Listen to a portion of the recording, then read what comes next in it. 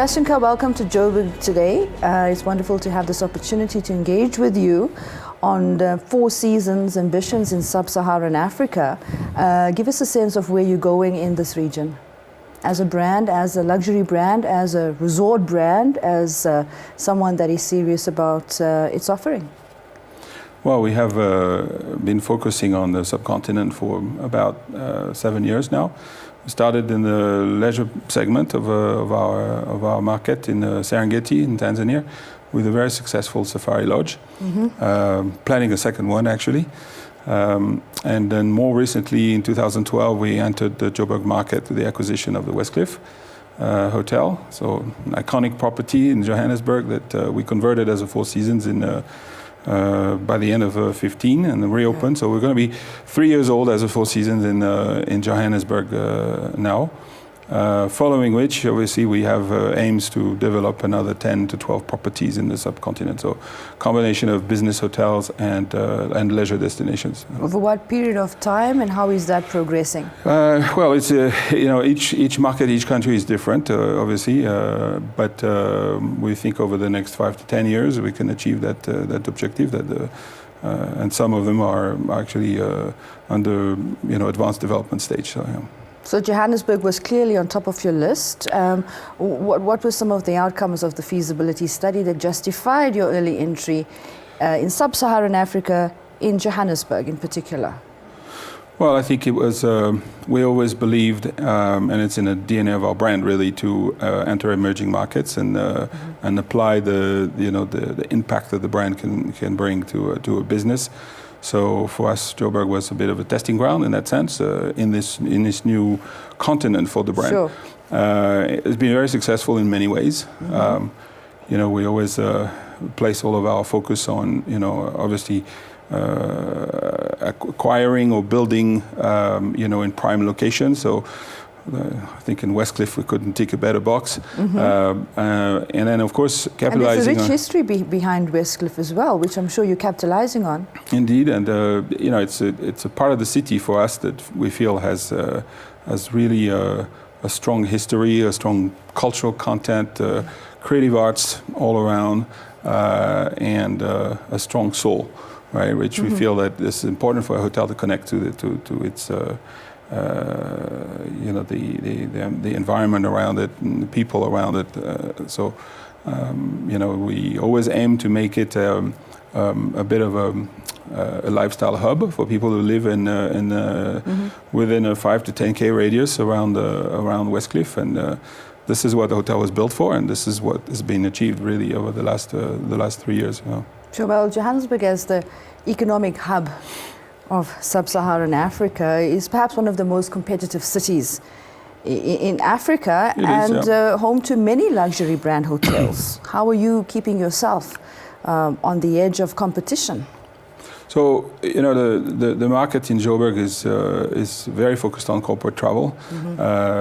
Our brand is equally strong at the top tier of the luxury market, right? So, luxury brand definition in these days is no longer about stars, right? It's more about brand appeal and adherence to the brand. And our competitors that we typically run into in other markets around the world, brands like St. Regis or Ritz-Carlton, Peninsula are not present in the subcontinent, right? Yeah. So in that sense, we don't compete against our traditional competitors. We compete against small boutique hotels in the leisure markets.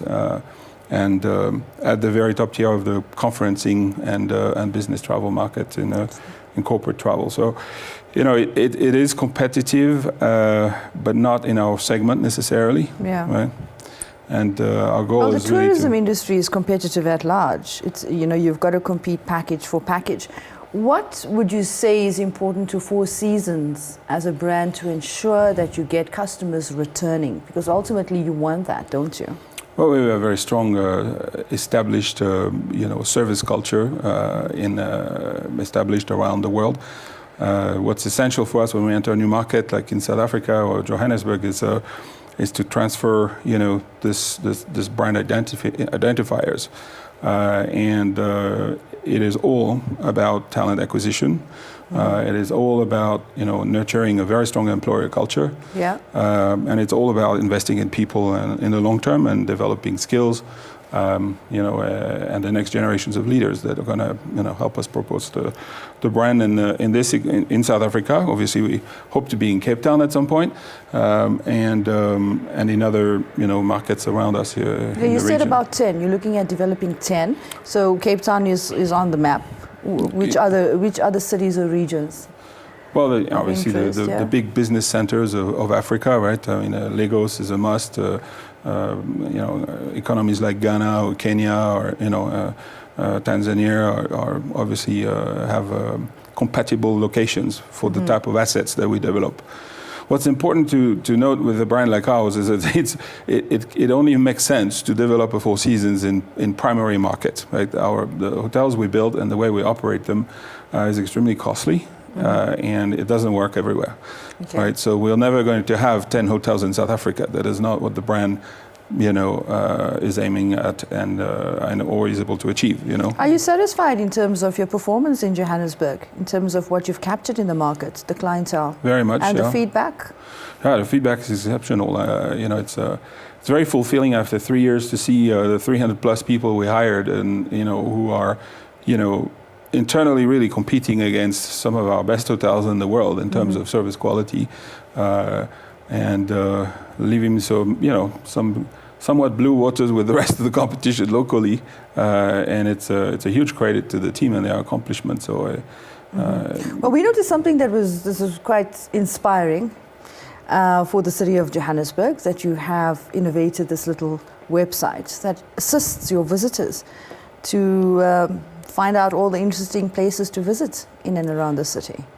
You're referring to This is Joburg, right? Yes. Yeah. Well, we felt, 5 years ago when we started the pre-development and the pre-marketing of this new destination for Four Seasons, it was very obvious to us that there was an enormous disconnect in the perception that the rest of the world had of the destination, starting with your media colleagues around the world, which we generally introduced to those new locations, but also consumers at large around the world. And the travel industry, which is key to our business model. And we felt it was necessary to bridge that gap and tell the reality what it's like to live in Joburg and what a wonderful city it is. So what do we find on that website? Well, there's a lot. And is it linked backdoor or to your hotel, to the hotel in Johannesburg? It's an independent website that really aims to highlight a more disruptive, unheard story about things to do and things to see, and how the city is such a vibrant convergence of different art forms and creativity, and that's completely unknown. I mean, I'll be honest with you, when I moved here 5 years ago, I absolutely did not expect this at all. Yeah. It was at the onset, it was a challenge and a hurdle to overcome for our business. But it also defined the opportunity that there was a massive opportunity to be out there with a very disruptive message, and this is how our customers want to experience destinations where Four Seasons is established, is to find unique curated experiences about. I think that's very valid. It's very important because as a tourist, when you're traveling, whether business or leisure, there's fragmented information around you. And it's difficult to actually really, get a solid understanding of what is interesting apart from speaking to the concierge or the tourist guide. So it certainly is innovative.